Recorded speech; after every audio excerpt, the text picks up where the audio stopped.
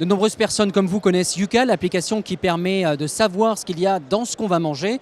Eh bien MirSense, c'est le petit boîtier, le Suricate Sentinel qui va vous permettre d'évaluer la qualité de votre environnement. Alors, c'est un boîtier modulaire dans lequel on va pouvoir glisser différents capteurs pour mesurer la qualité de l'air, pour mesurer les nuisances sonores, pour mesurer tout un tas d'éléments, qu'ils soient basés sur des capteurs ou qu'ils soient basés sur des données.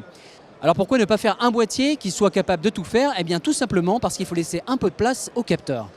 L'explication elle est là, c'est que chacun de ces boîtiers est capable de mesurer un certain type de particules. Ici on a les PM2.5, c'est-à-dire les particules qui sortent des pots d'échappement et comme vous pouvez le voir, cela demande beaucoup d'espace. C'est pour ça que MirSense a dû développer différents types de modules, différents types de capteurs. Des capteurs que vous allez acheter selon vos besoins. Tout le monde n'est pas asthmatique, tout le monde n'a pas des intolérances au gluten et tout le monde n'a pas nécessairement dans son environnement des problèmes de qualité de l'eau. On ne peut pas faire un boîtier avec tous les capteurs qui sont dedans. C'est pour ça qu'aujourd'hui, on a créé cette dimension modulaire de la M-Box.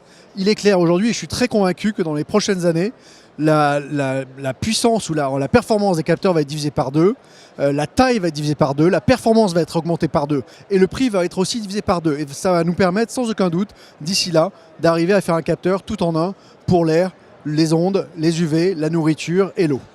Le côté intéressant de MirSense, c'est qu'il ne s'appuie pas uniquement sur des capteurs physiques qui vous renseignent sur votre environnement immédiat, mais il s'appuie aussi sur des bases de données, différentes bases de données, certaines qui sont en open data, dans lesquelles MirSense va être capable de collecter des informations.